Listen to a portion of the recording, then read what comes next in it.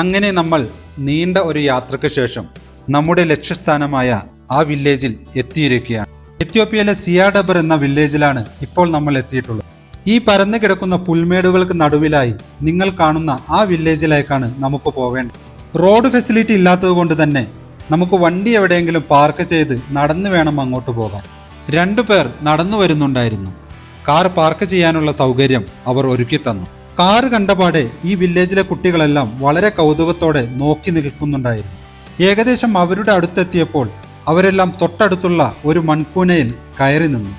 എത്ര വിളിച്ചിട്ടും അവർ അടുത്തേക്ക് വരുന്നില്ല. ചോദിച്ചപ്പോൾ അവർ ജീവിതത്തിൽ ആദ്യമായിട്ടാണ് കാറ് കാണുന്നത്. വളരെ അത്ഭുതം തോന്നി. ചുറ്റും നോക്കിയപ്പോൾ ഇതുപോലെ പുല്ലുകൊണ്ട് മെനഞ്ഞ ചെറിയ ചെറിയ കൂടാരങ്ങൾ കണ്ടു. ഇത് എന്താണ് എന്നതിനെക്കുറിച്ചുള്ള വിശദമായ ഒരു വീഡിയോ ചെയ്യുന്നുണ്ട്. നിങ്ങൾ ജസ്റ്റ് എന്നൊന്ന് ഫോളോ ചെയ്താൽ മതി. അങ്ങനെ നമ്മൾ ആ വില്ലേജിലേക്ക് നടന്നു. അങ്ങോട്ടുള്ള വഴിയാണ് നിങ്ങൾ ഈ കാണുന്നത്. മുഴുവൻ ചളിയും അതിനു മുകളിലായി കുറച്ച് കല്ലുകൾ പതിച്ചിട്ടുണ്ട്. ഇതിനു മുകളിലൂടെയാണ് ആളുകൾ നടക്കുന്നത്.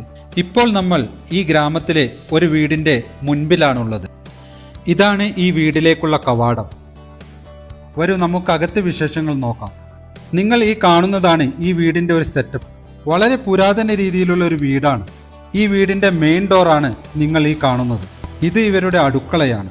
ഈ വീടിൻ്റെ ചുമരുകൾ നിർമ്മിച്ചിരിക്കുന്നത് ഇതുപോലെ മരങ്ങൾ അടുക്കി വെച്ച് അതിനു മുകളിൽ മണ്ണ് തേച്ച് പിടിപ്പിച്ചുകൊണ്ടാണ്.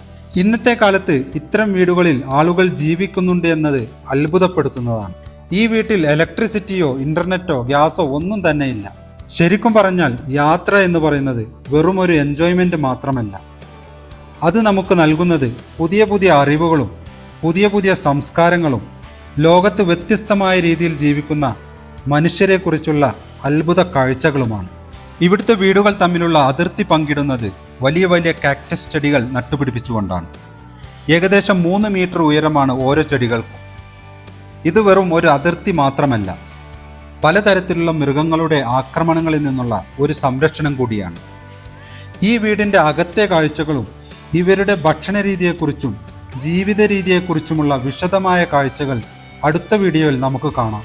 അക്കൗണ്ട് ഒന്ന് ഫോളോ ചെയ്തോളൂ.